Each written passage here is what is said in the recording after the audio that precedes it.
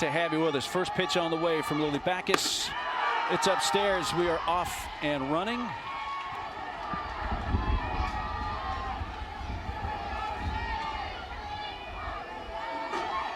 Here's a look at the lineup for head coach Courtney Deifel. Kennedy Miller batting in the cleanup spot. A freshman has a lot of responsibility with that freshman bat. It's great to see all the amazing freshmen that are having complete seasons throughout Division I softball this year. So Miller's second in the SEC in batting average, second only to Florida's Skylar Wallace. A strike call to Reagan Johnson, center fielder, leading off for the Razorbacks.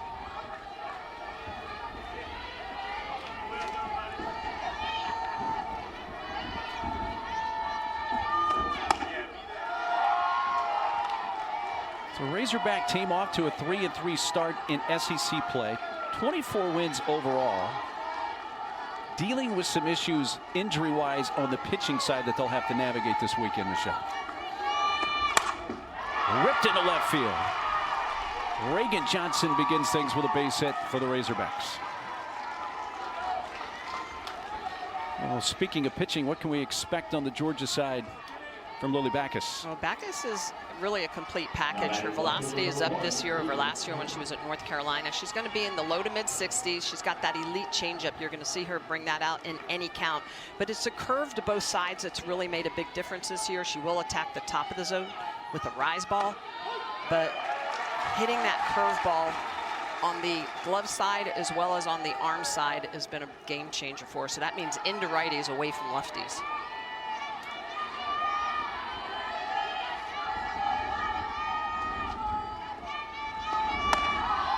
One Reagan follows another. Reagan Johnson on base with a base hit to begin the game. And here's Reagan Kramer,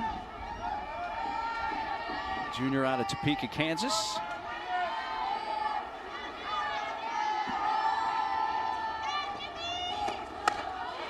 Check swing. They're going to ask for an appeal. No swing, says first base umpire Lyndon Baptiste.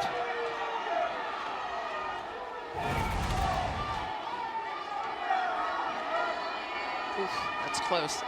It looked like the barrel may have crossed. Very close. Yeah. Keep in mind the third base umpire is pulled over behind second, so that's why the appeal went down to the first base umpire, who does not have the greatest look. That's in the dirt, and that throw gets away. Lindy Ray Davis probably wasn't going to get Reagan Johnson anyway. Yeah, and that's a tough position for Lindy Ray Davis to be in because the ball's in the dirt. She comes up to throw, and it actually goes off the helmet of Reagan Kramer. So look at, she does a good job of keeping the ball in front, and then she goes to throw, and a doink off the helmet, and it veers off. And now Kramer walks, and just like that, Razorbacks have a couple of runners on to start the game. Well, this is one of the things the Razorbacks needed to do, have a quick start, try to get Georgia back on their heels. As you know, this is a Georgia team that is going to put up a lot of runs, so you've got to do the same offensively to counter them. Here's Bree Ellis, we just mentioned at the top of the show.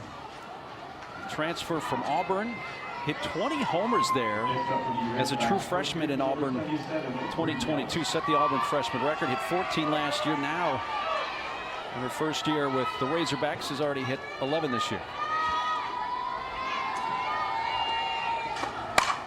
That's high. That's deep. That's way out of here and gone.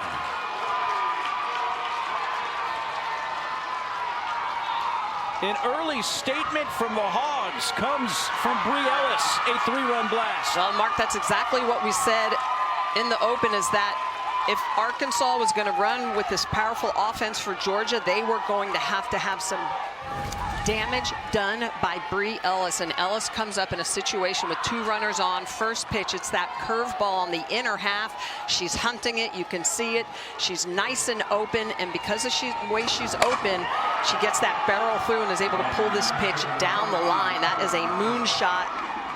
Arkansas easily putting those 3 runs up on the board without even having an out on the scoreboard yet. We were going to eventually show you the new construction that's going on out in left and left center field here in Athens. But Bree Ellis kind of spoiled that by sending a softball into the new construction.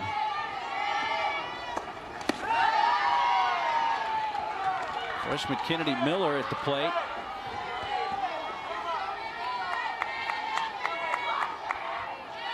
Georgetown, Texas, just north of Austin.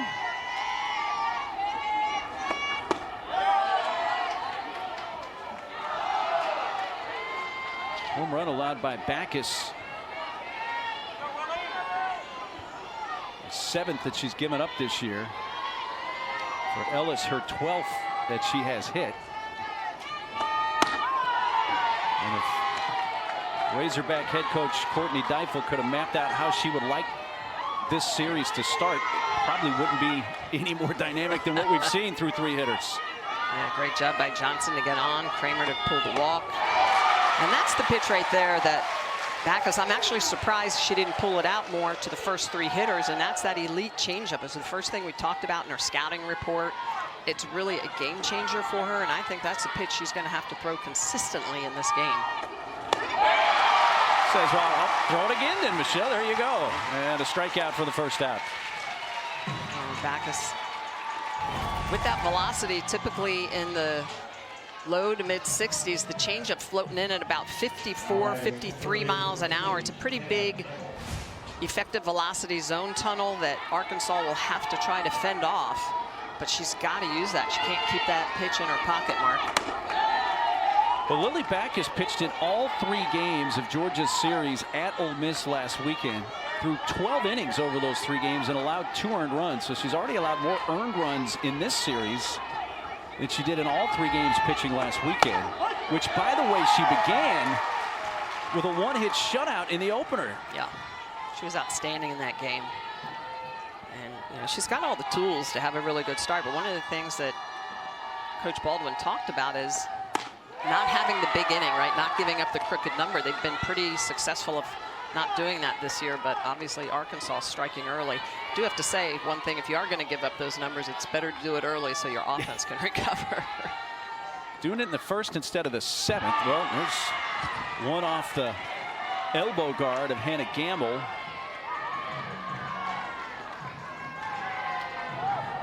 Tony Baldwin coming out. I think he's asking the question that all coach Kramer and then Ellis after the walk, knowing she's probably going to get something good to hit. Just smart offensive approach. We caught a glimpse of Madison Kerpix getting loose in the bullpen for Georgia as Kylie Halverson takes a first pitch strike.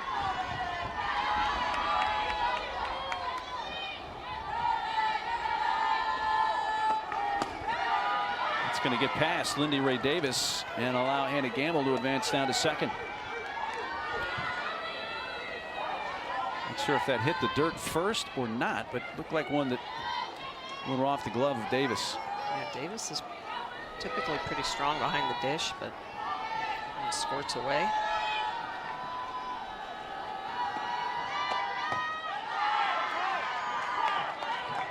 A runner at 2nd for Halverson, who has 7 homers this year. Number 7 came in game 2 of their series at Auburn last weekend. That's lined into center field, but Sydney Chamblee, who's getting the start in center for the banged up Dallas Goodnight, took a step to her right and then realized she needed to go 2 steps left, and that hard line drive winds up in her glove. And that's a hard play defensively when that ball is roped right at you. That depth perception, judging it, is it going to continue to rise and go over your head, or do you need to come in? Good job by Chamblee in center.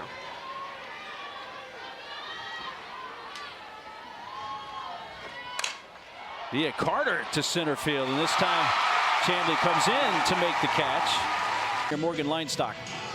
Leinstock coming in at 6'2", very tall pitcher, loves to use the lower half of the zone, but as well another pitcher that has tried to really limit the free passes, 19 on the year in those 73+ innings.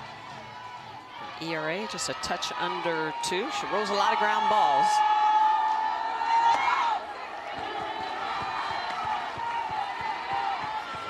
The Hogs line up. Head coach Tony Baldwin, and we highlight the number 9 hole hitter, Sydney Chamblee, who has 6 home runs. And playing in that 9 spot. Dallas Goodnight, who normally bats down there, a lower leg tweak that she is dealing with. They hope to maybe get her back Monday, but that means Chamblee batting in the 9 spot. Yeah, not a bad athlete to be able to pull off the bench. 6 home runs, plug her into the 9 spot. But this is the Georgia team. I mean, they just do a really good job of hunting the pitches and keeping their barrels inside the ball, which allows for the ball to really jump off.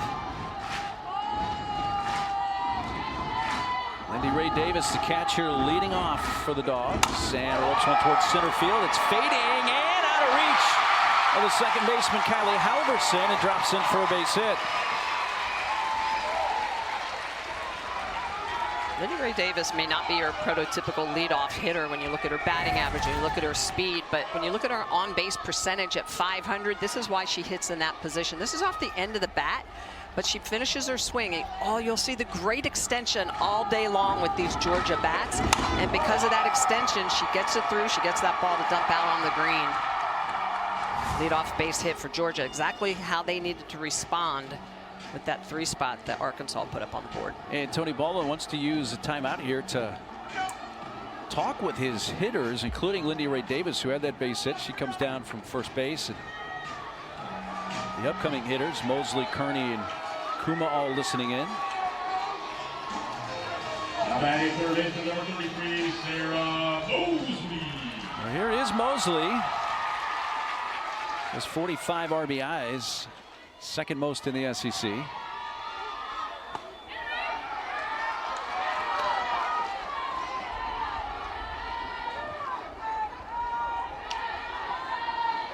Mosley hit her 10th home run of the year on Wednesday in their midweek game at Kennesaw State.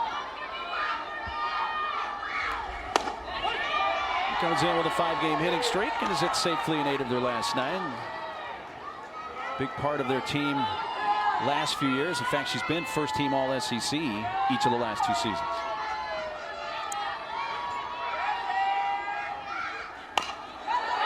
Foul ball, that hit her while in the batter's box. It's foul. See, a lot of these Georgia hitters are very good at having both their eyes on that release point of the pitcher. You can see they're really focused. Mosley's one of the best at it. Slightly open stance, so those eyes can be really focused on that right hit. And a strikeout for Lionstock. Out of the fish for that. First out of the inning. Well, and this is what Lionstock does so well, coming in at 6'2". We talked about her height and that she attacks the lower half of the zone. She's got steep vertical drop on that, or movement on that drop ball over the top. Nice rotation. 6 to 12. Spinning on the clock. And that's really how she's going to get her out. She's going to be in the lower 60s. She attacks the lower half of that zone with that drop ball we talked about with her height. It plays as an advantage, and she does have a very good changeup to help mix in with that drop ball. And that's that changeup coming in at 52 miles an hour. Head coach Courtney Deifel there in the middle. She says we're still going old school with the hand gestures to get the pitch call out there. Others do have the electronic system that's new this year.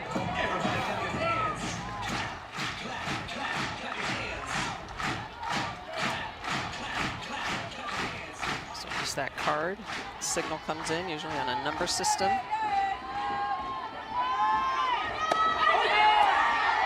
And at the knees to Kearney.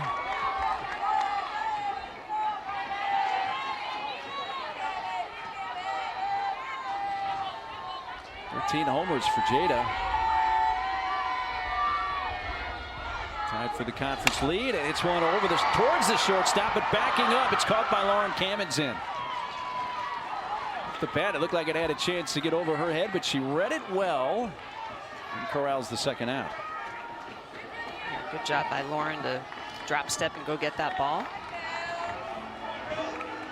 Next up, the Bulldogs, second baseman, number 6, Sydney Kuma. So Lindy Ray Davis, who began the inning with a base hit, still at first, 2 outs for cleanup hitter Sydney Kuma.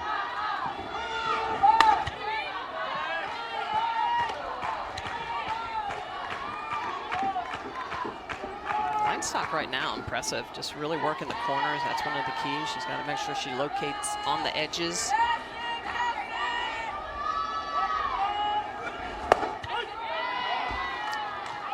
I was very interested to see her in person this weekend because she started her career at Oregon State in 2020 and the last 3 seasons at Southern Miss. So this is year 1 for her in the SEC.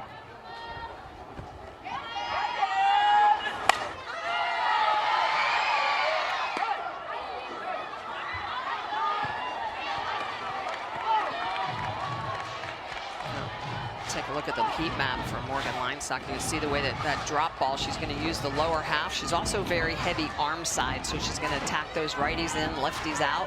But you can see that gray shaded area below the strike zone. That's where she gets people to chase pitches low out of the zone. It's going to be a wild pitch, allowing Lindy Ray Davis to scoot down to second. Well, you talked a little bit about Kennedy Miller offensively. What a great job that she's been doing. But when you look at what she does behind the plate, she's been outstanding. In fact, Courtney Deifel, catcher herself, had high praises to say about the freshman Miller. Yeah, talk about a lot of responsibility for a freshman coming in the SEC. Not only offensively, but let's face it, catching. You got a lot on your plate there. Yeah. And the type of pitchers that she's catching are pitchers that bury the ball in the dirt. That's what you're supposed to do. Use the dirt. Inside, ball 4 to Kuma. Another deep count. This one leads to a base on balls. And the tying run's going to get to the plate here in the bottom of the first for Georgia with 2 outs. Left fielder, number 2, Jaden Goodwin.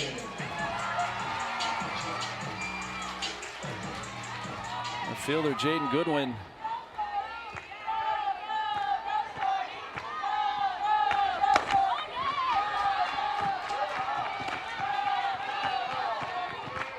I mentioned how well Lily Backus threw in game 1 of their series last weekend at Ole Miss. Well, Morgan Linestock, Razorback starting pitcher, threw well at Auburn in the opener of that series last weekend. Allowed just 1 run in 7 innings, 4 hits, struck out 10. Didn't walk anybody. And a 6-1 win. Yeah, pretty impressive numbers.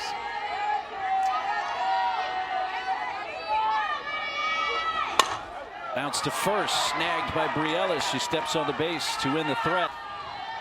They hope to have all this finished by the beginning of next season. You and I had not walked in here in person since probably pre-pandemic. And it had a very unique feature for all those years, and that was foul pole to foul pole with trees just behind the outfield fence. Now, all those trees are gone. Now, they're not hurting for trees around here. There's a bunch of trees, but it certainly changes the dynamic when you walk into this place. And maybe it's even affecting, according to Tony Baldwin, the head coach of the Dogs, the wind pattern. Yeah, you don't realize it, but yeah, those trees blocked some of that wind that potentially would blow in from center field toward home plate, or even across from left to right field. Blowing towards the right field corner today. It's gorgeous outside. Temperature around 70, still rising. Lots of sun. Ryland Hedgecock, slow ground ball to third. Sarah Mosley throws her out. That's how the top of the second gets underway. Well, that's a good curveball by Backus, actually getting that in on the hands of Hedgecock. That's what she needs to do. That's what she didn't do against Brielis. So I'm sure there were some adjustments made between the first and second innings here. So Lily Backus threw 26 pitches in the first inning. 15 of those were balls, 11 strikes. She gets a first pitch strike to Lauren Kamenzen.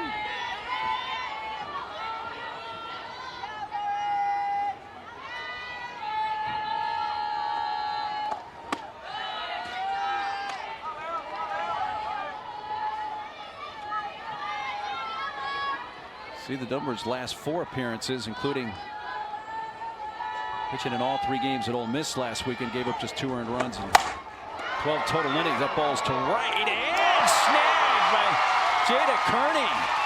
Wow. She was cutting straight across instead of angling a little bit back initially, but with her athleticism and that long reach was able to keep that from going to the fence. Yeah, that was a good adjustment late into this play, because this ball is just roped into the gap, and you can see she starts coming in and then realizes it's going to travel a little bit more. She makes the leap. Her timing is perfect. If that had been off at all, that ball would have been over her head. Great job of getting that in the glove and instead of up against the wall.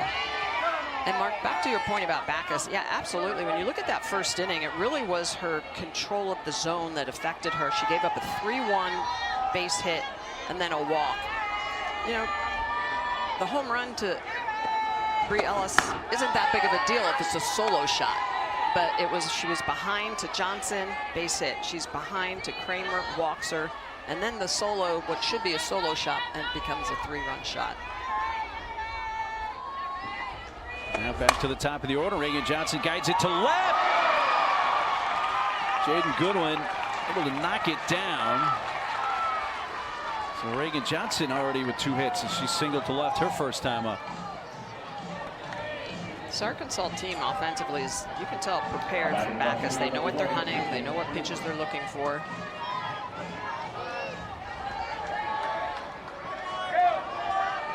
A 2-out base runner for the Hogs, and fielder Reagan Kramer.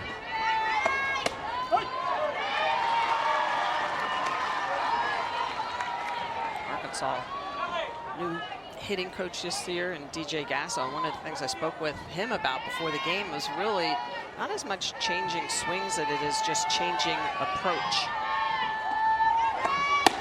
Just know what they're hitting, know what they're going after.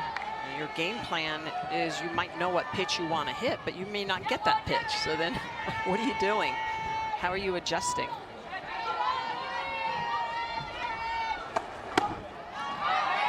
DJ Gasso spent the previous 3 seasons as the hitting coach at Utah, and what a run they had last year. The Utes. Now he gets to the SEC. A year ahead of his mom, I guess. That's right. She brings OU into the conference next season. Reagan Johnson, we talked about it, first inning, 3-1. Single to the left side. Same thing, 2-0, leveraged count again, single going the opposite way to that left side.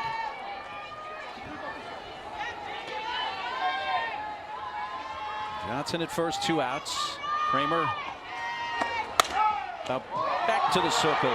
Backus fires to first to retire the side. To 600 to 800 more seats in the outfield, and it's always nice when you see home runs hit into the crowd. Our first pitch hits Jaden Fields. And Georgia's put the leadoff batter on base each of the first 2 innings. Coach Tony Baldwin now in season 3 as the head coach after taking over for Lou Harris-Champer. Spent 21 seasons as the head coach. Took him to 5 Women's College World Series. And apparently, if you want to find Lou these days, go to a pickleball court here around town. That's right. And she's good, like pro level good. Which doesn't, honestly, that doesn't faze me because she's so competitive. She is. I'll never forget the dog pile when they beat Florida. Back to the circle, soft tossed to second base. You know, Linestock didn't put much on that. Definitely wasn't going to get 2 after that soft toss, but does get the lead base runner Fields. Yeah, that had the feels of possibly a 1-6-3 double play, but that throw over to Camenzind at second doesn't get the job done for the double play, but she does get the lead out, which is key. There's freshman Emily Digby.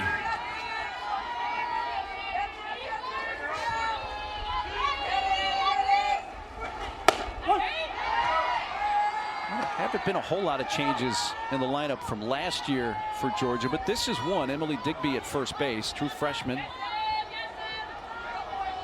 when we talked with Tony about her before the game, he said, hey, she's a game changer, just what she does defensively at first base. Defends bunts well, picks the ball out of the dirt. Yeah. You know what? And those aren't bad numbers for a true freshman in the SEC. Yeah, welcome to the SEC and Division I softball. But absolutely, make a name for yourself defensively. You're probably going to find yourself in the lineup. Sometimes we think first base is just one of those positions you can put your big boppers in. You know, there's not a lot of action there, but that is not the case in this game. You've got to be able to cover bunts, and when you can do that, you can work effectively with your second baseman on the short game. It's a game changer. 2 balls and 2 strikes on Digby, who did homer in game 2 of their series last weekend at Ole Miss.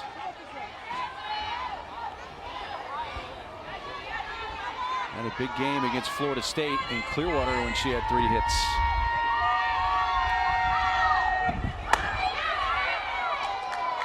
Full count. It's a nice take on a good-looking drop ball on the outer half.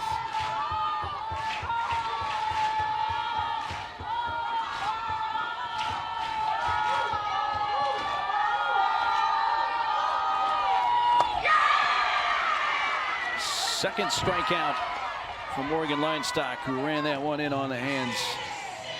Leinstock almost has movement down, but then in. So you see the way she's going to get over this drop ball. Really good spin, and that ball's just going to fall off the table as it's starting to travel in under the hands of the righties.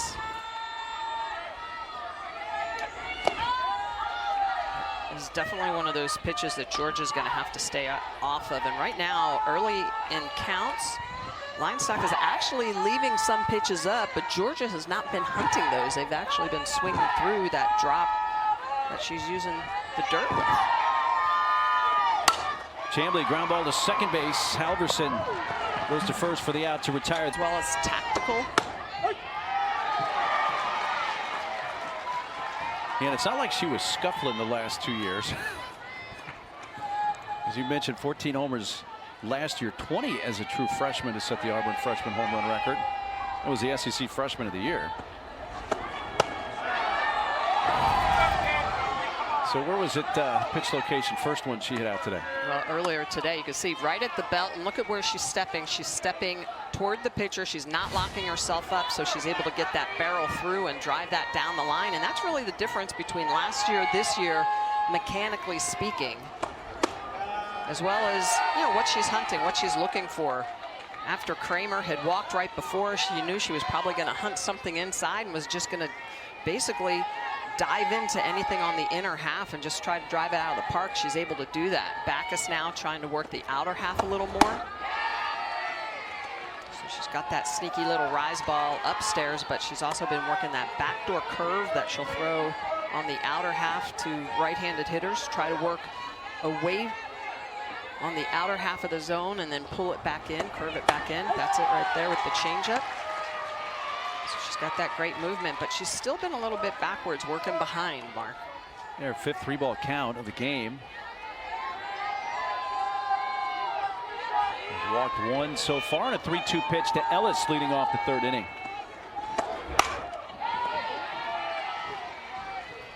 Back with that changeup again at 57 miles an hour. There's a good chance, that was a great location, but there's a good chance if that pitch is at 53 miles an hour, Bri Ellis is swinging through that.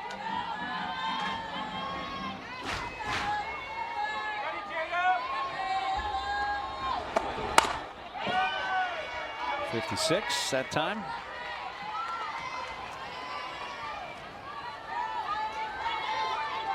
A home run Ellis hit in the 1st inning.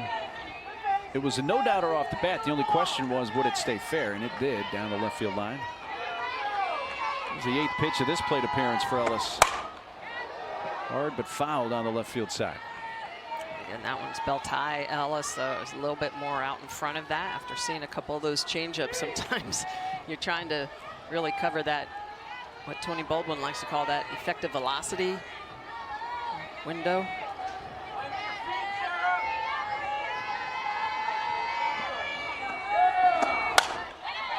That is in play on the right side, and Digby makes the catch.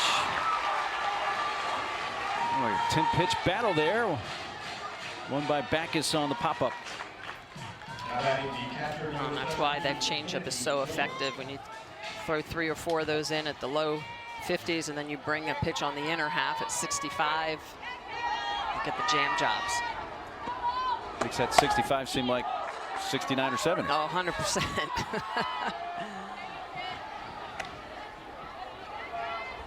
There's Kennedy Miller. High praise for her, as you mentioned, from head coach Courtney Deifel. What she does catching and with the bat. It's pretty impressive. You're starting catcher in a very powerful SEC team. You're hitting in the 4 spot. With the 2nd best batting average in the SEC, only behind Skylar Wallace.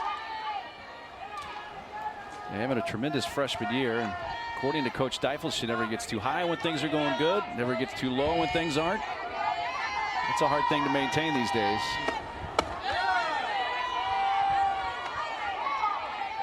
That's the count in her favor at 3 balls and a strike. Well, the other thing I like to see is that, you know, when you get into tough environments, that her numbers actually move up.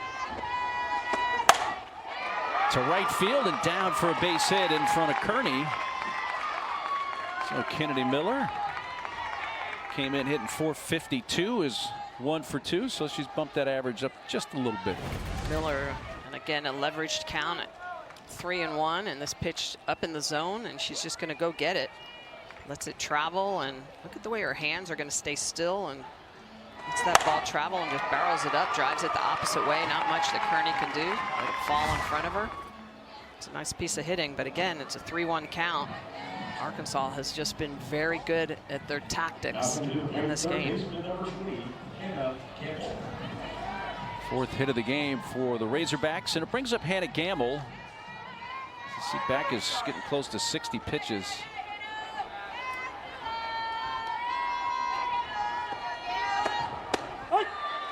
Gamble hit by a pitch in her first plate appearance.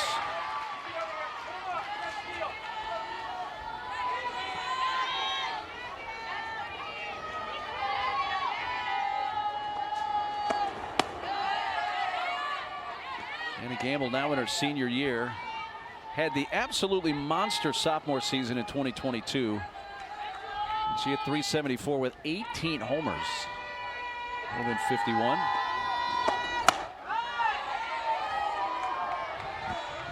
Checks the swing there.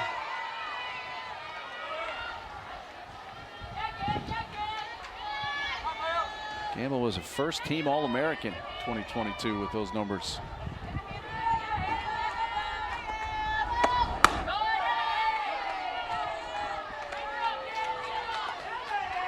Backus again in a 3-1 count, and it's that last pitch is the one that you can tell she's just doesn't have the feel for.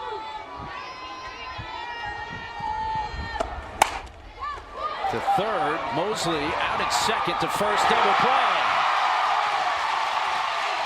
Bulldogs turn 5 schools, and if you're not throwing your ace in that game as a Power 5 club, there's a good chance you could get a little nick in the L column. Well, you mentioned parity, and for those around the nation, softball fans who are wanting to see a little more parity, and what I mean by that is Oklahoma vulnerable this year? Yeah, I believe so. Yeah, Louisiana gave them the first loss of the season.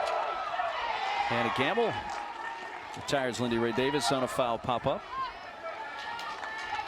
Now they're trying for 4 straight national championships, the Sooners, and then after the season, of course, along with Texas, will be coming to the SEC. But maybe there's just a little daylight for everybody else in softball to think about winning a national championship this year. What would we call that? Hope? Hope, yeah. There's hope. They need hope. They want hope. Mosley deep to left, but there is Reagan Kramer right at the edge of the warning track. That's a changeup coming in at 60 miles an hour, and Mosley gets into it, but just not enough to get it out of the park.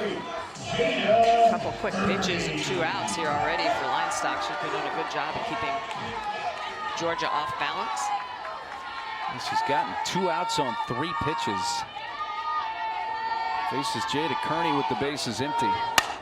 She's jumping at the first pitch and fouls it off. Yeah, and we're seeing Georgia be a lot more aggressive. They have watched in the first couple innings, in my opinion, some really good pitches over the white part of the zone that they did not attack, and then they started chasing stuff below the knees, and now you're just playing into the hands of Linestock and really what makes her so good.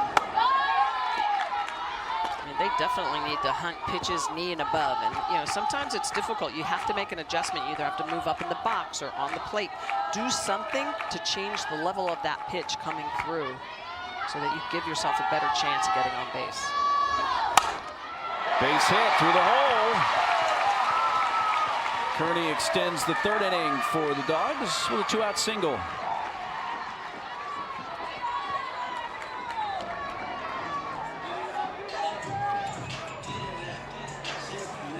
Gives Jada a 6-game hitting streak now. Number 6, Sydney Kuma. Here's the cleanup hitter, Sydney Kuma.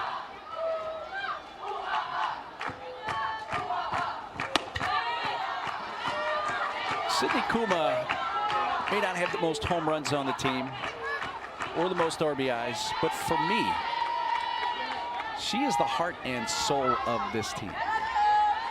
Defensively, offensively, yeah, it was just a lot of fire.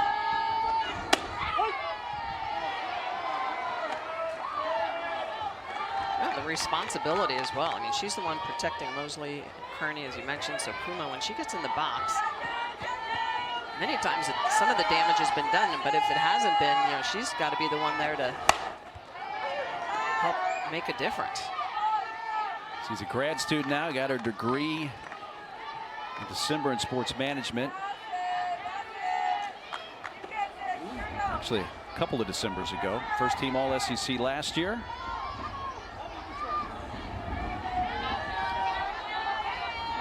Does lead the team in runs scored and on base percentage, and walked her first plate appearance today.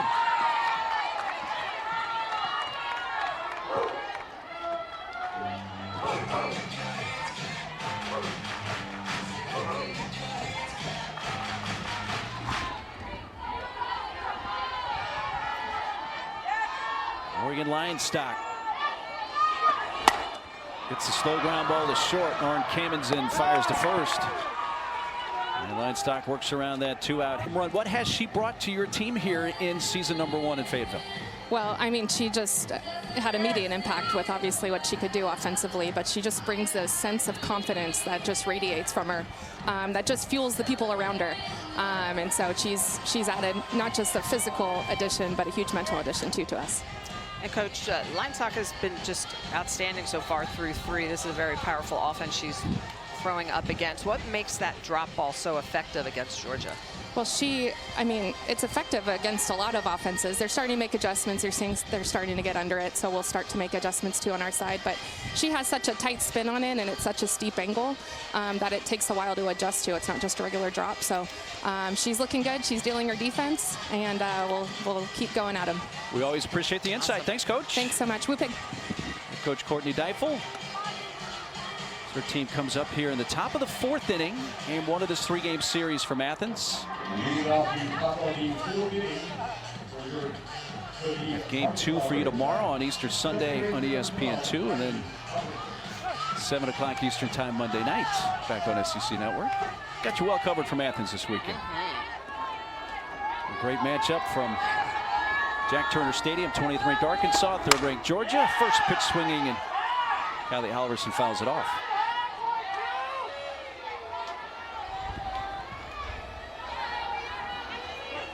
Kylie hit the ball hard her first time up, but lined out to the center fielder, Sydney Chambliss.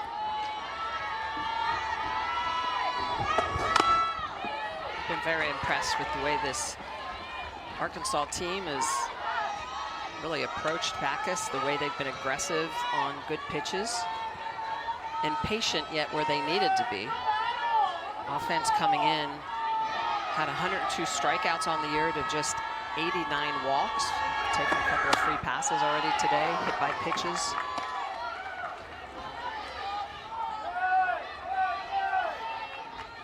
Well, of their 8 losses for Arkansas this year, 4 have been by 1 run. Yeah.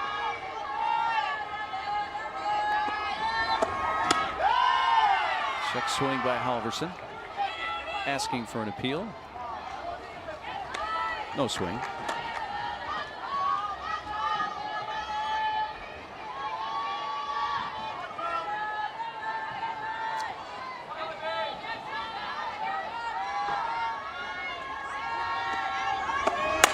Halverson chops it out to shortstop. Gathered by Armistead, and Ellie throws out Halverson. There's 1 down. On this Arkansas team, you know, we talk a lot about the Georgia offense because their numbers obviously jump off the page at you, but so do Arkansas's. When you start looking, the batting average over 300, 39 home runs on the year, 40 now with Bree Ellis's earlier in this game. About 33% of their hits go for extra base hits. There's a lot of pop in these bats as well.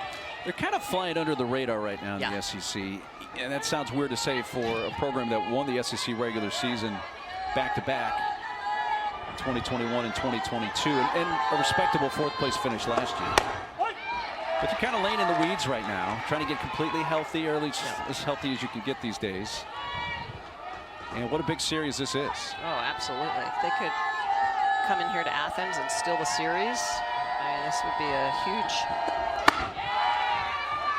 confidence booster for Arkansas, as well as help change that leaderboard.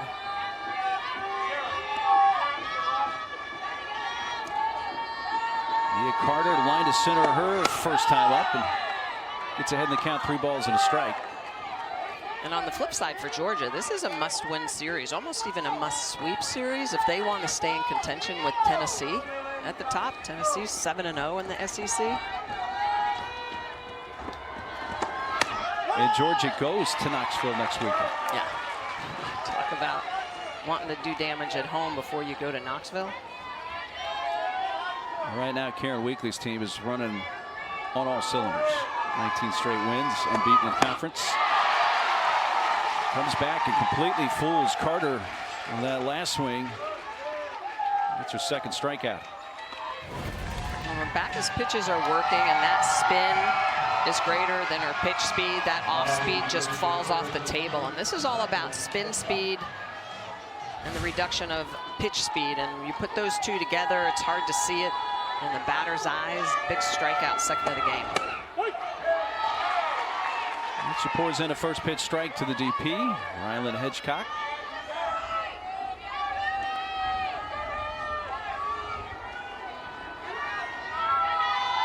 Ryland is grounded out to the left side, 0 for 1.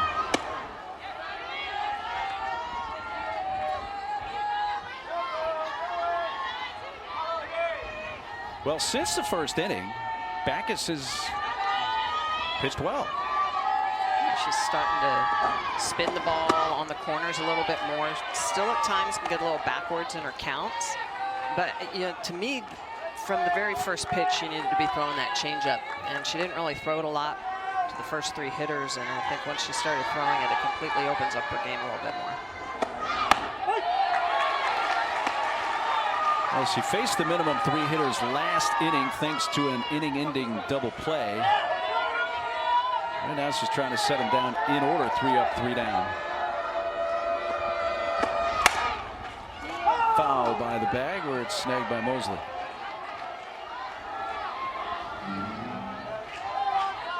It's been a lot more effective using that changeup back-to-back. She'll throw 2-3 pitches in a row, which I think is important because then you can set up those effective velocity tunnels.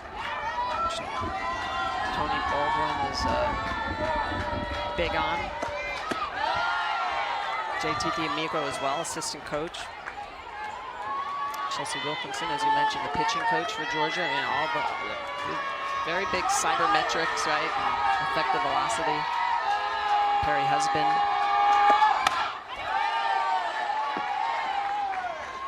You got the trio all in the picture there that last time. That's right. All working together. Coach Baldwin, Coach D'Amico. There they are. I tell you what, Chelsea Wilkinson was a joy to watch pitch when she was here. Another 3-2 pitch. Strike 3 on the inside corner. And coach Tony Baldwin, post first inning, it seems like Lily has settled in. What have you seen from your starting pitcher? Yeah, I think, you know, like we always get from Lily, she's just competing.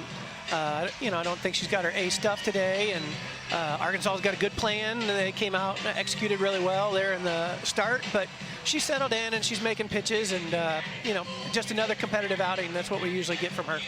And Coach Leinstock has been hammering the lower half of the zone with that drop ball. What kind of adjustments do you want your offense to make?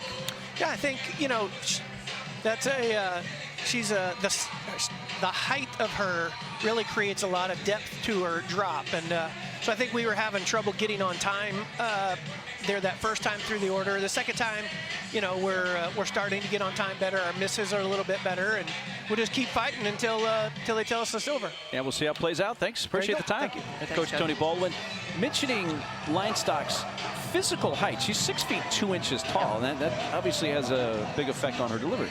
Yeah, and a lot of times when you see a tall pitcher, you think long levers, you think rise ball, right? Our game has really been built around the rise ball, but when you can roll drop balls, it's a game changer. And that one pitch outs, I've always said one pitch outs are gifts from the softball gods, and you know, she's been good at being around the zone but not too much through the zone, and that's what one of the keys of a great pitcher.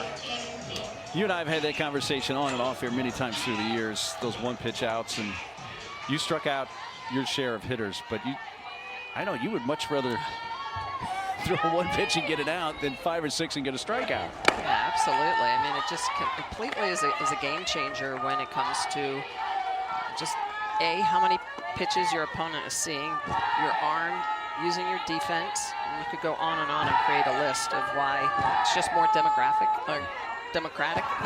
to use everybody. Now you're sounding like Crash Davis from Triple Dur. There you go, exactly. Throw ground balls, it's more democratic, I think was his quote. One out for Jaden Fields, who was hit by pitch in her first plate appearance.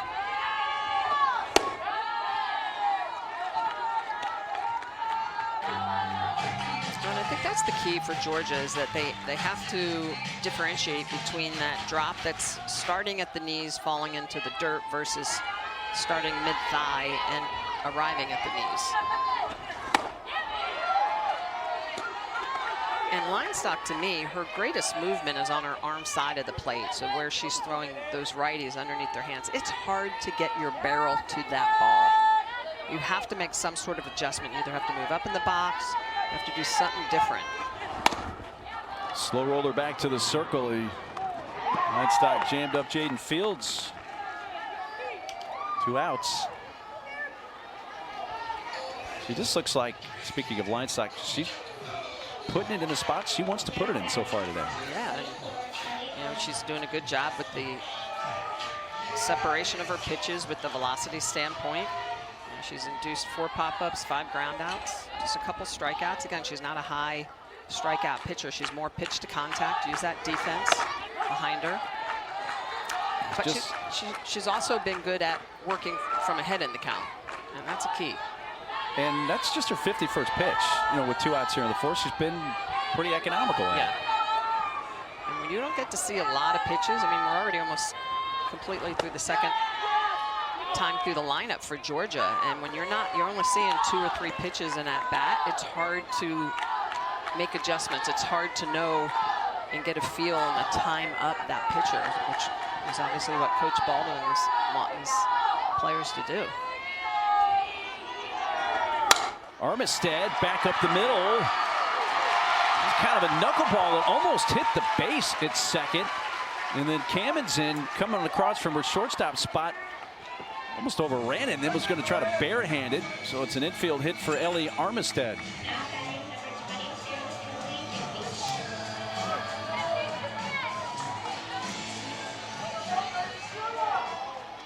A 2-out single. 3rd hit of the game for Georgia. It brings up freshman Emily Digby.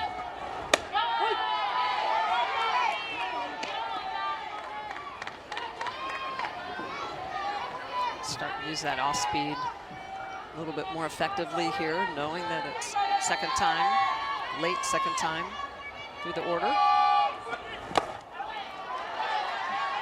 that's where the off-speed makes such a big difference. It's only a change in velocity of about 10 miles an hour, but it gets Georgia to chase a pitch that's completely out of the zone, even from the start, down into the dirt.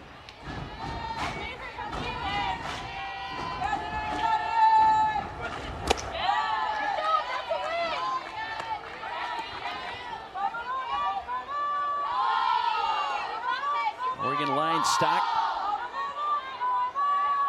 4 2/3 innings. Scoreless softball to this point. He's trying to get the freshman to go fishing for that. It's a nice pitch. A 1-2 count. That's a really good pitcher's pitch. Digby's gonna lay off it.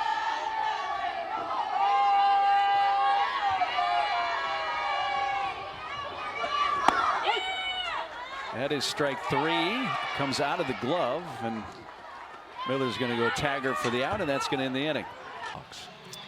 Yeah, Backus, you know, that first inning, it's crazy how as a pitcher you have to be ready for that first inning. You know in the pen when you're getting ready for a game if you're going to have your A stuff or your B stuff or hopefully not your C stuff, especially in the SEC.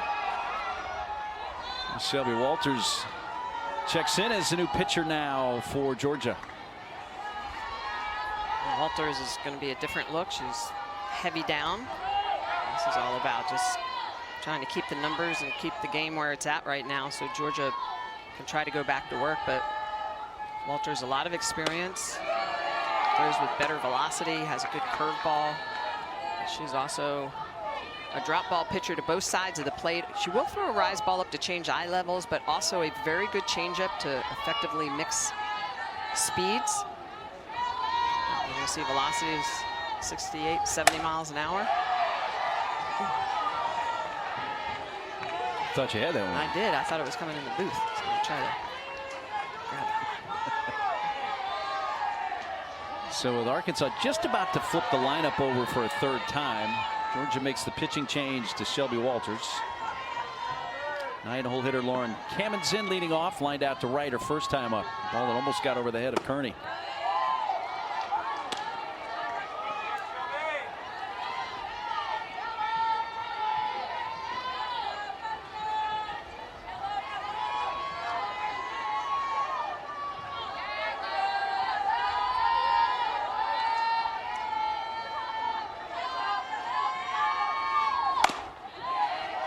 Front and rolls it foul.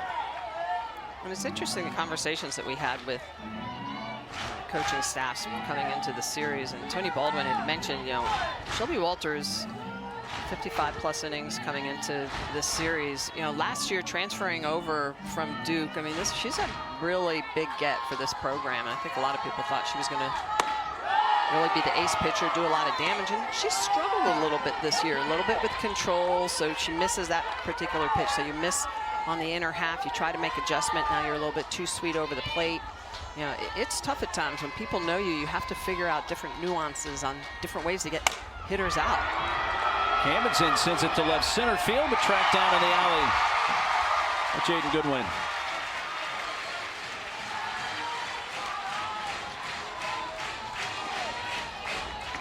Walters gets the first out of the inning, and we roll back to the top. Shelby Walters taking a look at her first 9 appearances versus her last 10 appearances. Getting roughed up a little bit, elevated ERA. Strikeouts per 7 innings are down. You know, and a lot of times it just really comes down to location of pitches.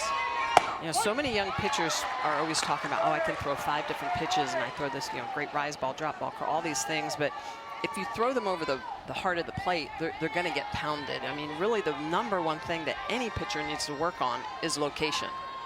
We talk about spots, spins, and then speed, velocity of the pitch. I mean, those are the things that are important. But really, for me, the key is the spots.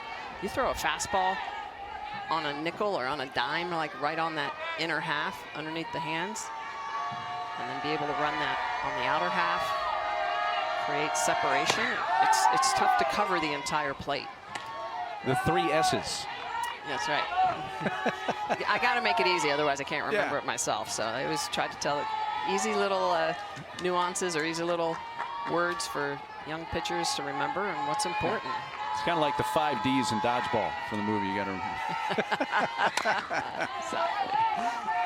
which I think duck or dodge is actually repeated in the 5 Twice? Ds of dodgeball. Yeah. You don't repeat the 3 S's. No. Somewhere up, Patches O'Houlihan, I'm sure, is a softball fan as well. He's a dodgeball fan. Reagan Johnson, 2 for 2. Check swing foul. And, you know, and even within those, Mark, you know, with the, you can break it down even a little bit more within the speed. So are you talking pitch speed or spin speed? You know, those are all different things that you can really, you know, break things down and really start to focus more as you become a more elite pitcher. But those are the basics. It doesn't matter if you're at the Little League level or at the Olympic level. Elite pitchers work on the corners. Well, with the infield in, cheating in, Reagan Johnson just drops in on the grass in left field, and she is 3 for 3 today. And she has been lights out, and every one of them as a lefty she's taking to the opposite field. They're all to left field. Look at the way she's going to cross over, her foot slightly out of the box there, but she gets away with it. She's just going to take this pitch the other way and dump it right in between Armistead and Goodwin out there in left field. Third 3-hit game of the season for Reagan Johnson. 15th multi-hit game of the year, as well as Reagan Kramer comes up with 1 on 1 out.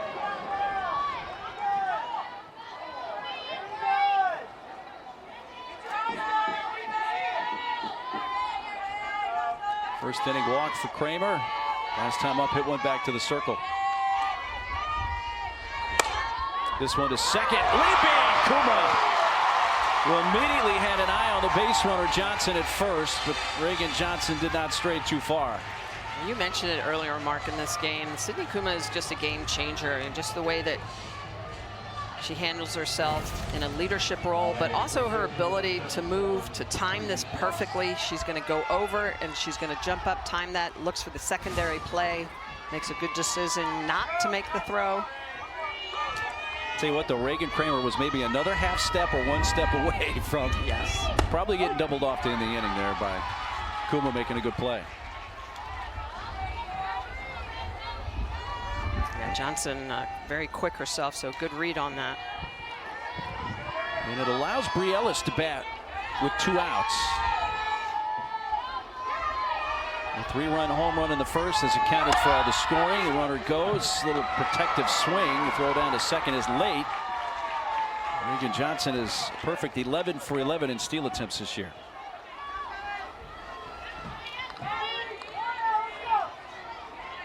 Johnson can fly. Arkansas has traditionally not been a very run-heavy team, but the last couple of years they've had speed, and Courtney Deifel and company have used that speed. I wonder if Tony Baldwin is going to ask about the... Did she leave early? Did she leave early? It's a new challenge this year with video replay that you're allowed to take a look.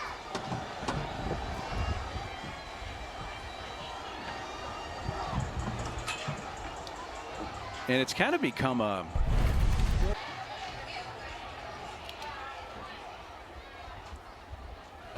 The ruling on the field is upheld. The runner did not leave early. We have 2 strikes on the batter, 2 out. So I'll finish my thought. It's kind of become a play just where head coaches kind of roll the dice in certain situations, and Tony right there trying to end the inning. Yeah, and especially late in the game, you haven't used your challenges, so you might as well.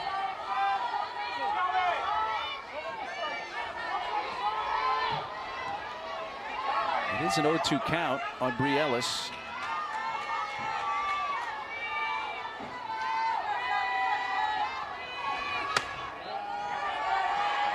You know, since Ellis's 3-run homer in the first, Hogs haven't gotten many into scoring position since that first inning. In fact, this is the first time since the first they've had a runner in scoring position.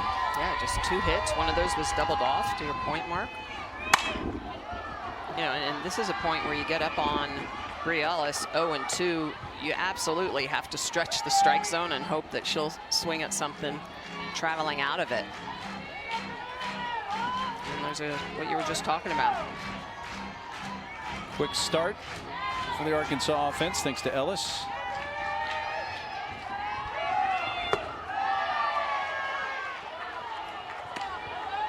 Well, we saw what Bri Ellis can do in the first inning. First base is open right here, and I know Kennedy Miller on deck's a freshman and second to the SEC in average, but you don't have to give in to Bri Ellis here, do you? No, not at all. You don't want Bri Ellis to put 2 more runs up on the board. And that's a good pitch. It's a changeup. Again, she doesn't bite. And this is where Bri Ellis has been very strong this year. I mean, she's doing a better job of putting herself in leverage counts. 17 walks on the year. The 11th 3-ball count for Georgia pitching today. Something got away. You know, ball came out of the Razorback dugout that they were trying to get to the plate umpire.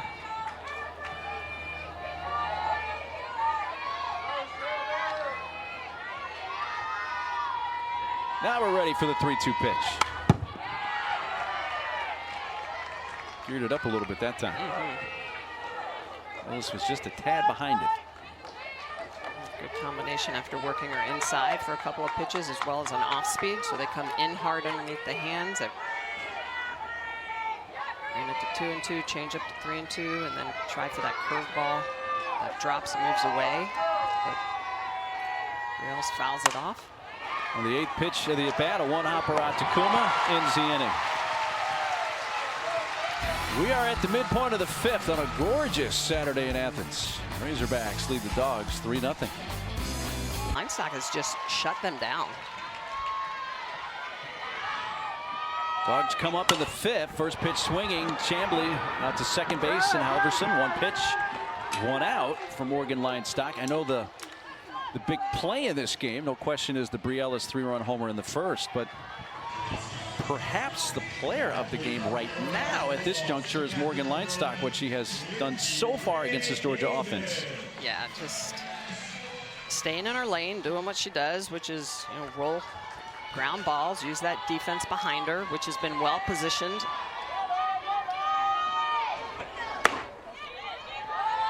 Getting Chambly on the first pitch. That's the 3rd time today Linestock has had a 1 pitch out. That's a big difference. Let's say average 4 or 5 pitches. You know, that's 15 pitches right there. She's taken off her pitch count.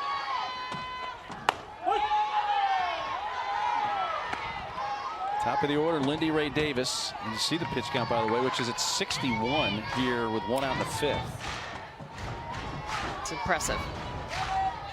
You know, and then you dig into the statistics for this Georgia offense, and just 3 for 16, so they're hitting a .188.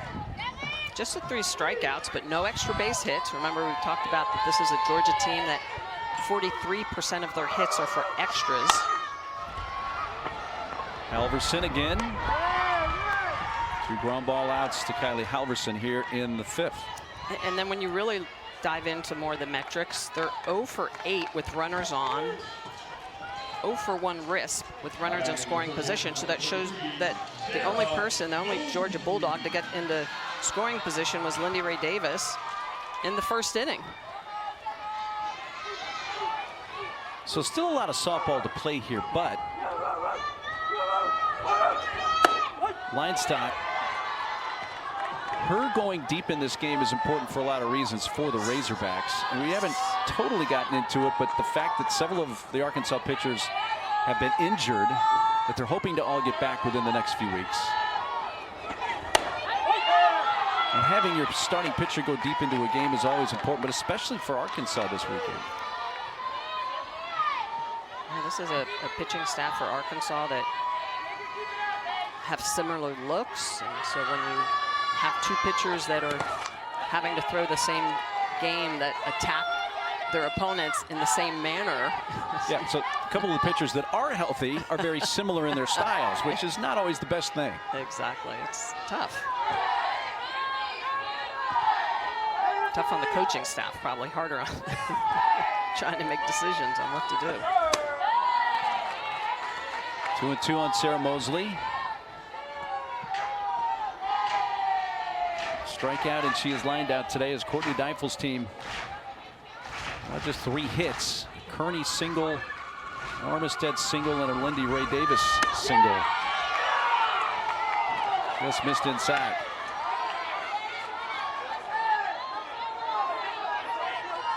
So now a deep count for Lion Stock. 3-2 on Mosley.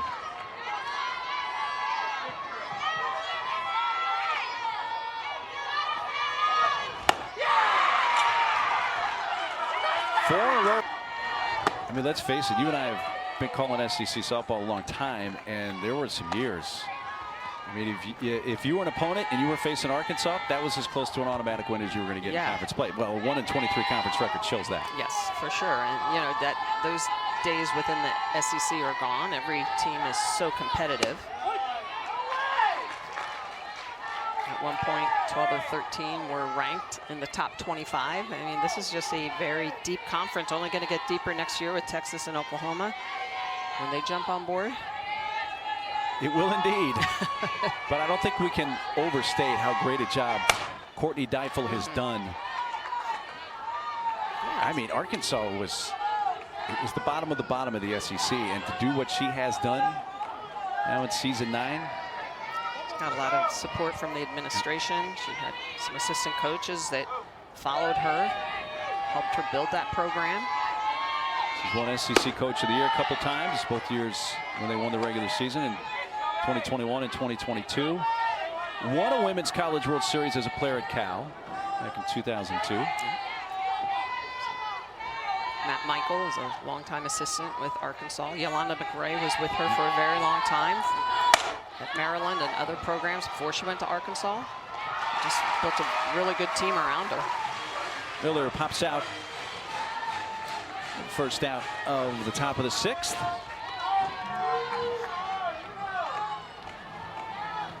Now batting third baseman number 20, Hannah Gamble. Hannah Gamble, one official at bat. Hit by pitch in the first, grounded into a double play in the third.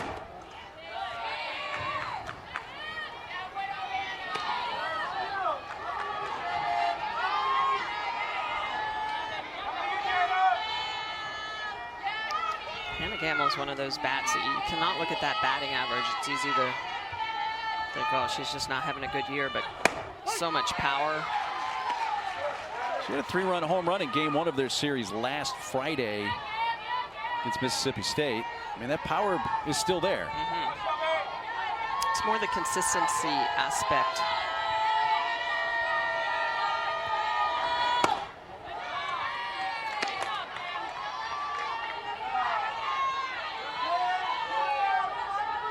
Beautiful Saturday in Athens. The weather's about picture perfect. Should be all weekend. And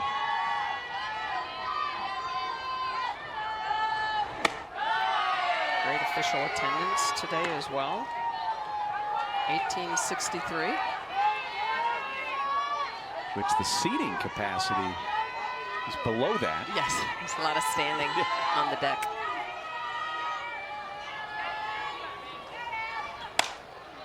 Gamble pops it up down the third base side. It's going to reach the seats down there. Yeah, well, and that's why I think when Tony Baldwin was talking about, you know, once the construction gets to a point where they can put those 600 to 800 seats in center field where they used to have them before the construction started.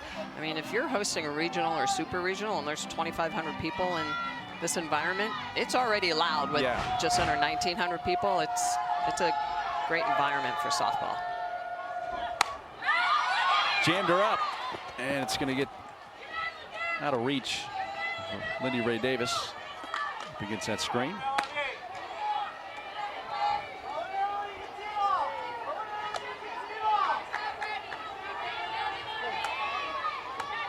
Second inning of work out of the bullpen for Shelby Walters.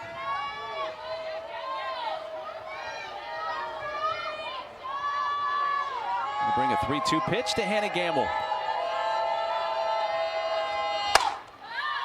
This one looks playable, battling the sun. Kuma can't see it, and it drops foul. It just happened to be in that place at this time of day. Otherwise, that most likely is an easy out for Kuma, but not when you're staring at that really shiny object 93 million miles away. Yeah.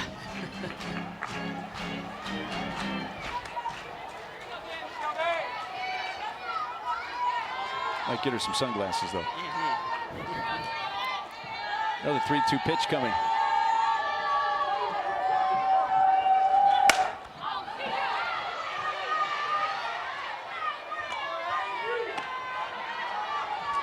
Campbell's seeing a bunch of pitches here. Bunch. Next one will be the 9th of the at-bat. Campbell can do a good job at running counts deep.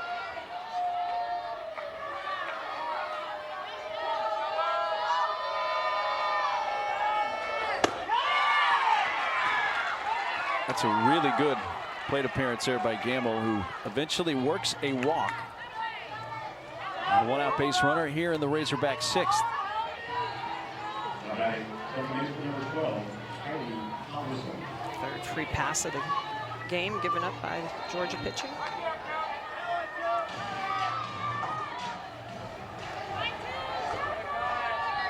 Second baseman Kylie Halverson.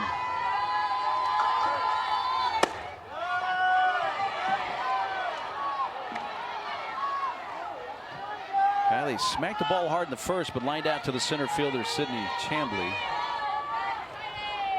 Grounded out to the left side last time up in the 4th inning.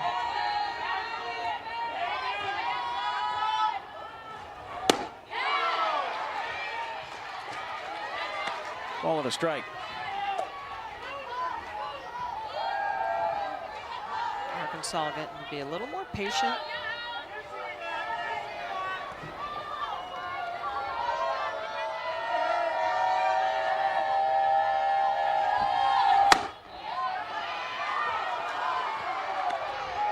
To your point, 2 balls and a strike. Well, they can afford to be with the 3-run lead. They can say, hey, we're going to work deep into counts. We're going to try and work long at bats. Give Linestock opportunity to sit in the dugout a little bit longer.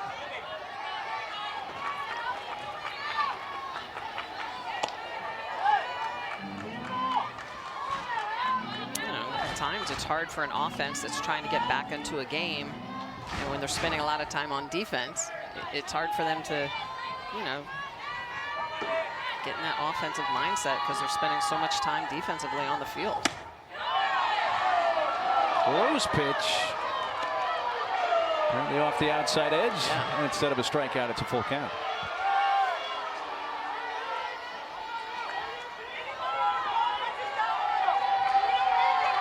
One on, one out. 3-2 on Kylie Halverson.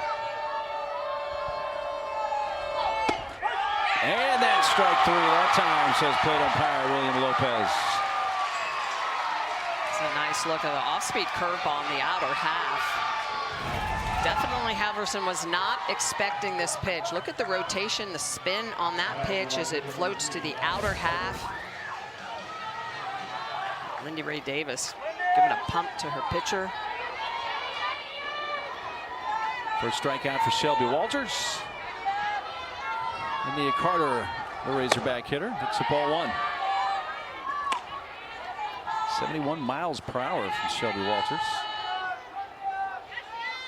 Nia today is lined to center and struck out.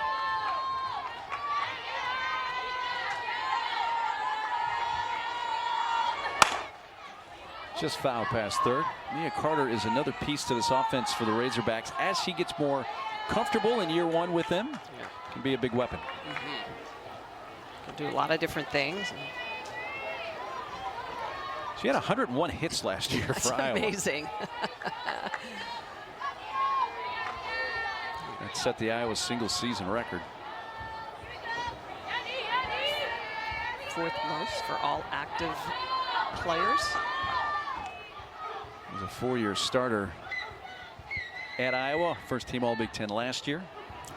Well, a lot of times we think, oh, these athletes come in, they've spent 4 years somewhere, they should just come in and just take over where they left off, and sometimes that's not the case. Sends it to left center field. Goodwin to her left makes the catch. In a good part of the zone where it can't be barreled up. But that's why I actually think that these Arkansas pitchers match up very well against this Georgia team. Coach Steifel was a little nervous. She felt like, oh, you know, they come down into the ball. Well, if we had showed her that graphic, she would have good reason to be nervous, right? So there's a lot of different ways to get hitters out. Leinstock obviously doing a good job of controlling at-bats, and her pitch count solidifies that. 72nd pitch coming here in the bottom of the 6th. Jada Kearney leading off.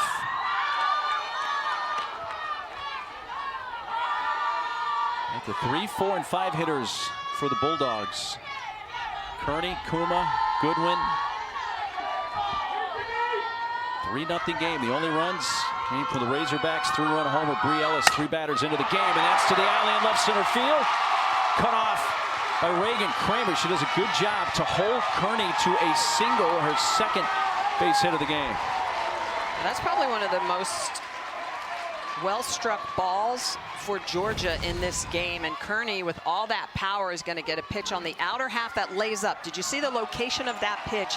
It's on the upper half. It was starting to make its way down, but it was started too high, and Kearney is just able to drive that ball into the gap. Good job as Kramer, as you mentioned, Mark, cutting that off, so it's a leadoff single instead of a leadoff double. Kearney back to the dugout as they're going to run for her. Haley Eaton. So Eaton's the runner at first. Georgia had put the leadoff batter on base in each of the first 2 innings, had not done so since then now here until the bottom of the 6th, and have cleanup hitter Sydney Kuma in the batter's box.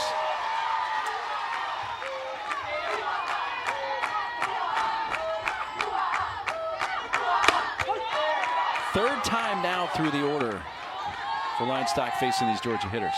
A couple of those pitches as of late for Leinstock are elevated a little bit. That last pitch, a little sweet to Kuma. She watches it.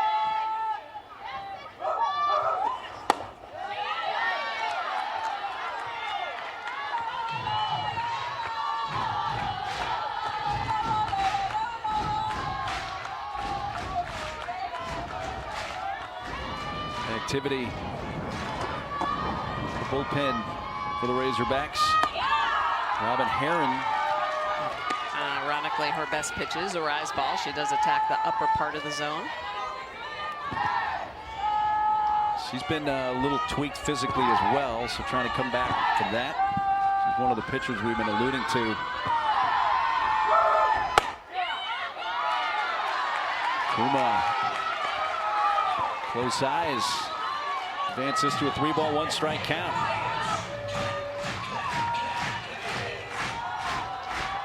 Big pitch coming to the Georgia second baseman.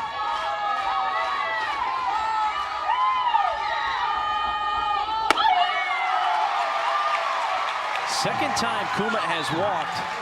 Those are the lone 2 walks that Morgan Leinstock has issued in this game. And now is in a jam with 2 on, nobody out. And Courtney Deifel pops out of the Arkansas. Depth and just try to roll a ground ball and pick up a couple outs if possible. Now, granted, Goodwin hits from the left side, so might be a little more difficult to try to roll that down, that ground ball, get that double play. Center field, caught by Reagan Johnson, and the runners hold. Goodwin jumping on the first pitch, hit it pretty well, but out to medium center for the first out. Yeah, and so to me, that's you got to know your job. That you need a productive out in that situation. You've got to be thinking, my job is going to be to move base runners, and anything up in the air that's a can of corn isn't going to move my teammates up. But this is also a team that lives by the long ball. I was going to say, I bet she was thinking game-tying 3-run home run when she took that swing. Jaden Fields' turn. Ground ball towards second. Halverson takes the out at first. The other runners advance 60 feet. And on 2 pitches, wow, it has gone from first and second, nobody out, to second and third, 2 outs.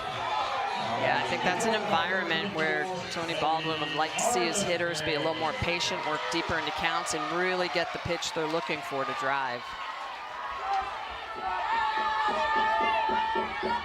And Ellie Armistead is up. 1 for 2 today with a single. She takes a strike. This is a huge spot in this game for Georgia, Michelle. A base hit right here, and you're looking at a one-run game. Yeah, they need to scratch something out here in the bottom of the 6th. Well blocked by Kennedy Miller. Well, and that's again what Kennedy Miller does so well. Courtney Deifel talked about it, had so much praise for the freshman catcher behind the dish, how good she was at keeping the ball in front of her, especially for a pitcher that lives in the dirt with that drop ball.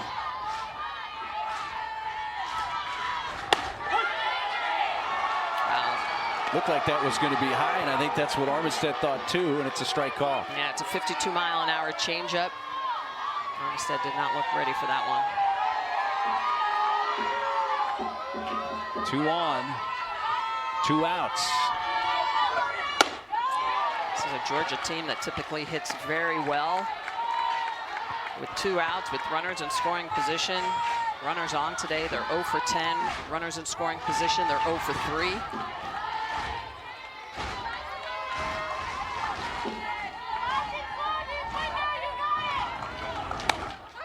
Floated third base side, and it lands on top of the canopy on the Georgia third base dugout.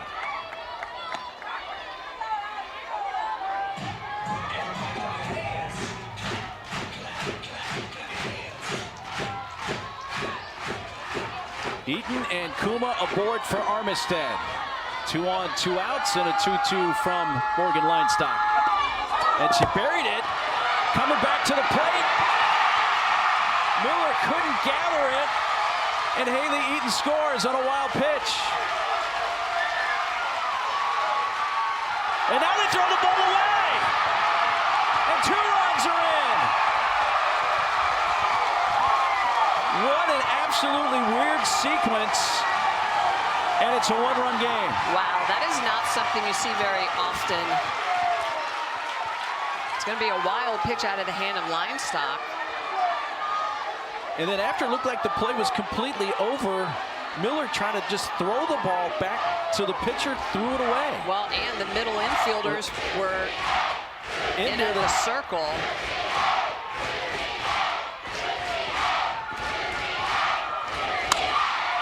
Down the left field side, foul. So let's look at this again from up high. There's the wild pitch, and it looked like for a moment that if Miller's able to come up with it, she might be able to get to the plate in time. It would have been close. Well, and it's interesting because she sends her pitcher back to the circle, and then she goes to throw it to her, and she just throws it away, and the middle infielders are pulled in. Kammensen and Halvorsen are pulled in to talk to their pitcher, and so nobody is backing up. If the middles would have been back at regular depth, backing up that throw. Wow. Got it softly right side, and now Halvorsen couldn't handle it. Wow, it is crazy how quickly a game can change without even a base hit, just a couple of mental mistakes. And this is a very rowdy crowd. I mean, they freak plays that just kind of open up the floodgates at times. Now, a wild pitch puts the tying run at second. Second wild pitch of the inning from Linestock. Razorbacks are wanting time to get a different ball.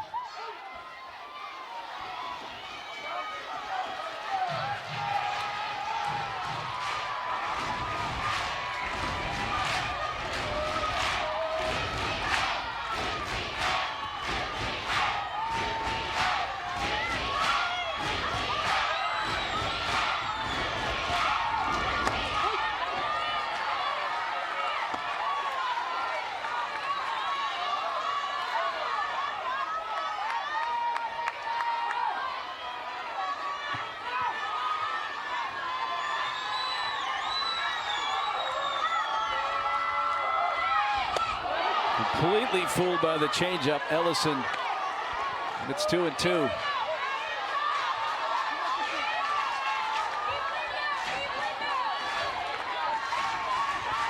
Livestock and the Razorbacks just trying to get out of this inning with the lead intact. And they do. What a completely bizarre Analysis, other than the fact that it was a very bizarre play, or 2, or 3. Yeah, it got bizarre. We were in bizarro world. We may not be out of it. We'll see. See what we navigate through here in the 7th. 8, 9, and 1 batters for Arkansas as Ryland Hedgecock leads off.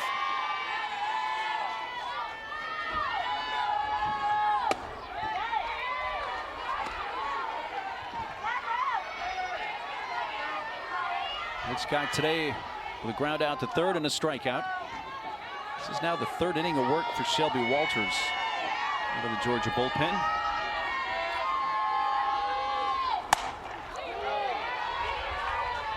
I think if you're Arkansas, you're just happy to be back in the dugout, still with the lead. It's the slimmest of leads. 100%. Yeah, because that inning could have taken a really bad turn. I mean, it was already 1 turn bad. It could have been. Yes. It could have been a lot worse. So there's always that bright side to look at if you're a Hawks fan. If you're Courtney Deifel, yeah, I'm sure she's a bit nervous about what's going on here in the 7th.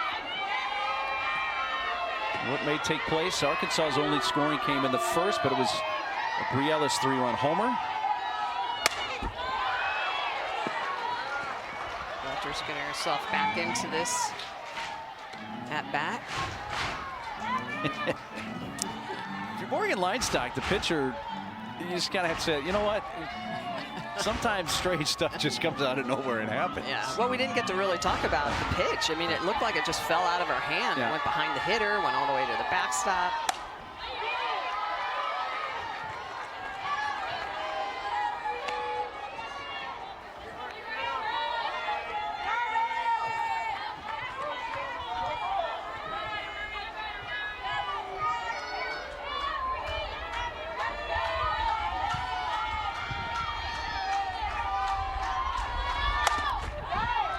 Riding it in on the hands of Hedgecock again. Stays at 2-2 on Ryland.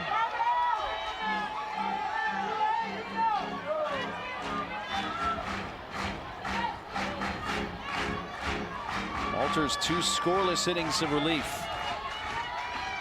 Only the starting pitcher Lily Backus. Now the right field side slicing into foul ground. A long run and tracked down. Jada Kearney within rolls, hits the tarp, the rolled up tarp, and kept possession. And a nice smile at the end of the play. You know, at first it looked like that ball was going to go foul. No opportunity for Kearney, but I love that she does not give up on this play. She's going to track this down. She's got a long way to go. And so look at how far she has to go. It looks like it's going to be out of play, but she goes and gets it and then says, I'm a softball player. I'm not on the gymnastics team. And love to see her come up with the smile, though. Fortunately, the back fence on that side fence is padded. Love the way that Walters celebrated her teammates' effort. That's the first out of the 7th.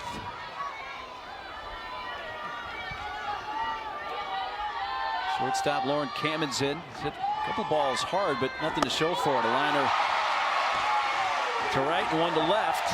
And now she's in the hole 0-2.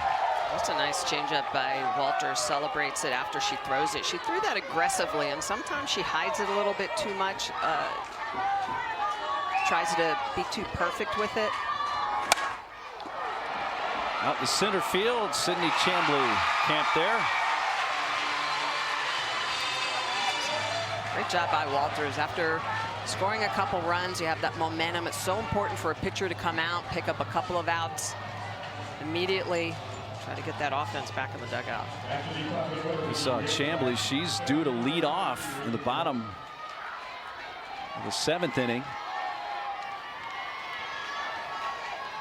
Top of the order for the Razorbacks. It's been a 3-for-3 day for Reagan Johnson.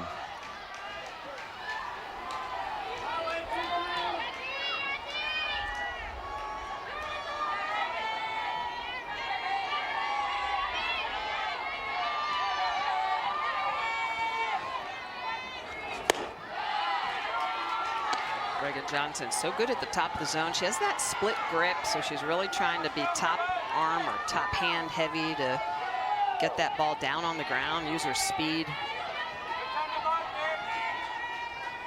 As soon as I say she has a split grip, she brings it back together. Well, she knows the infielders are looking at her grip, right? Yeah, 100%. All 3 hits have gone to the left side.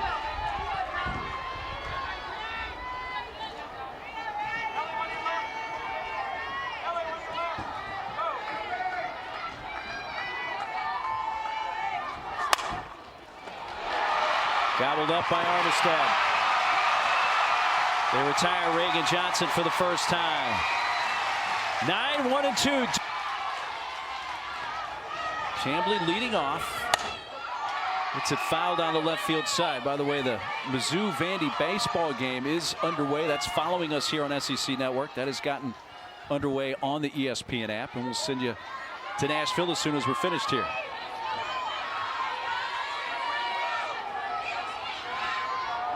Chamblee 0 for 2 today. I know it's always important, Michelle, to get the first out of an inning, but you get a feel from the Arkansas perspective, the way momentum has been going, this would be a huge first out for them to try to not only get the first out, but get this crowd out of it, because they're in it right now. 100%. Linestock going right at Chamblee. Base hit. On an 0-2 pitch. 0-2 pitch, Mark.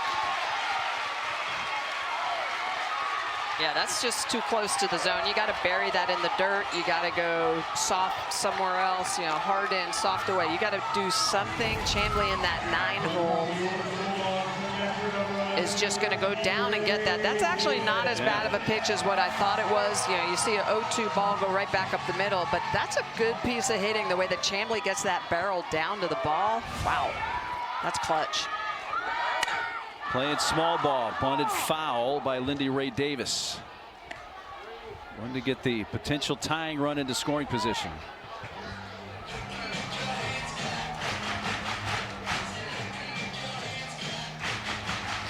Tell you what, this crowd right now, it's like they're sitting on a fuse, ready to go off again. Absolutely. That hit by Chamblee, by the way, on 0-2. First 2-strike hit by Georgia all game. And now it's 0-2 on Lindy Ray Davis, swinging away that time. It's interesting because when you look at Lindy Ray Davis, again, not that prototypical lead-off hitter, that 292 batting average, 6 home runs, with 29 walks. Protecting. Dribbles it foul. Davis, a base hit in the first inning, is 1 for 3. It's 11 strikeouts on the year, and that's probably part of the reason why. She just is good at getting rid of pitches, protecting, working counts deep for 29 walks in that leadoff spot. On base percentage, 500.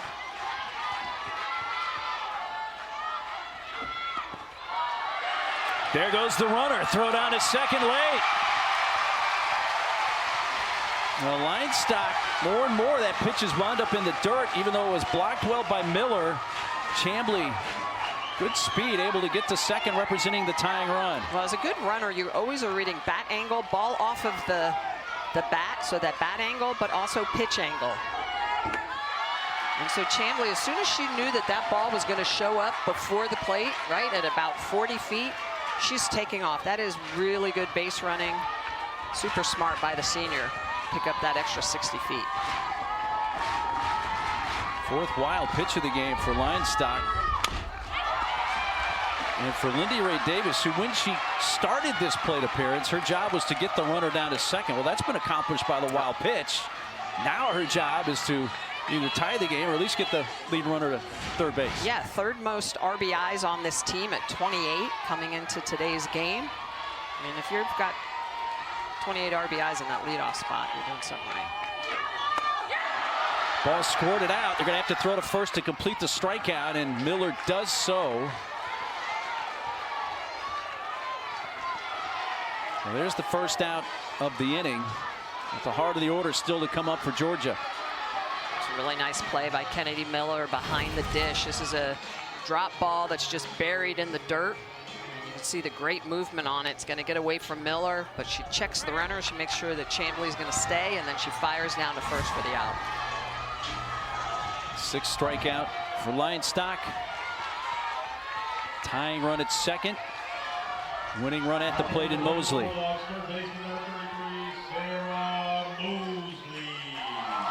Georgia 0 for 12 with runners on, 0 for 5 with runners in scoring position. Have to try to change those numbers around. That didn't matter last inning. No, it did not.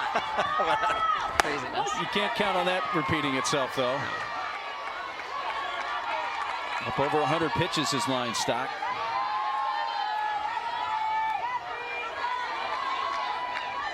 Power bat here to power bat and Kearney on deck.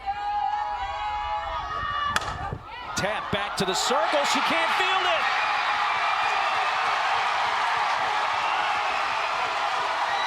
Chamblee advances to third and Mosley reaches.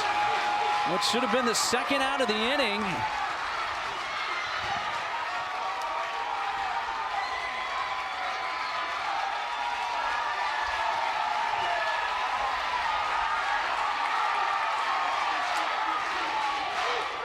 Third Razorback error of the game. This is just a typical comebacker and goes off of the glove. A little bit of spin, English on it because it's hit off the end of the bat. Just rolls away from Lionstock.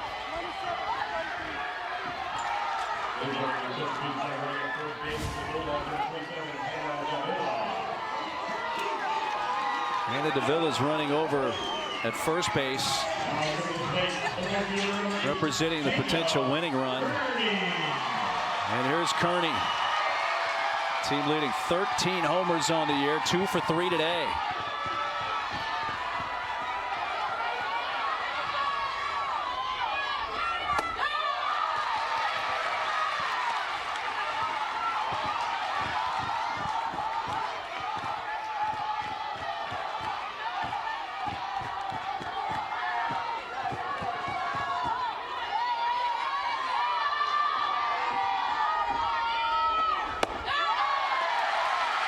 Two balls, no strikes.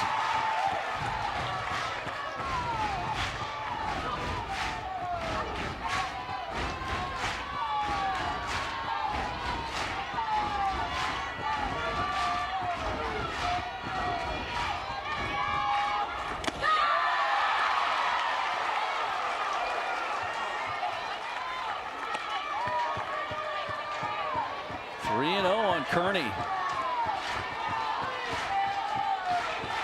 Lionstock in danger of seeing the bases loaded here. Give Kearney the green light, 3-0 here. I do. I give her the green light. What? Probably not a pitch, even had she had the green light, she was going to offer at the knees, 3-1.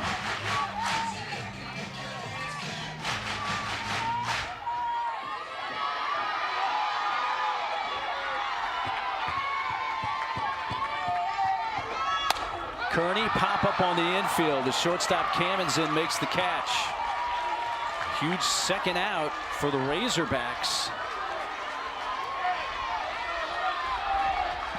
We're trying to get one more out and avoid basically gift wrapping game one for Georgia. Wow.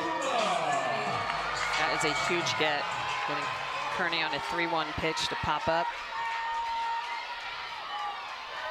And here's Sydney Kuma, the cleanup hitter.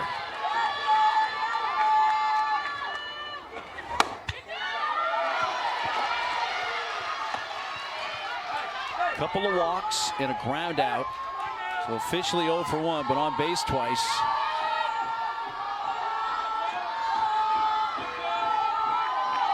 First and third, 2 outs. 1-run game, last of the 7th. Game 1 from Athens.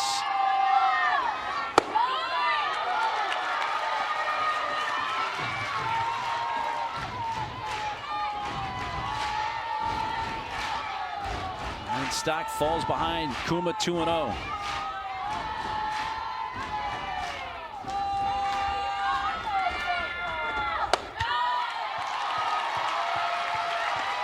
right. I'm going to ask you the same question for Kuma.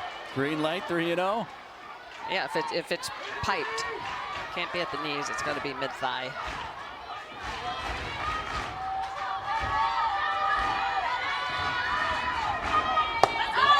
Third time that Kuma has walked today. That loads the bases.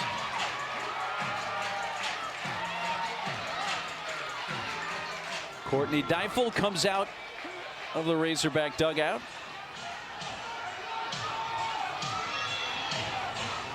We saw Robin Herron warm up earlier for Arkansas and then come down to the dugout.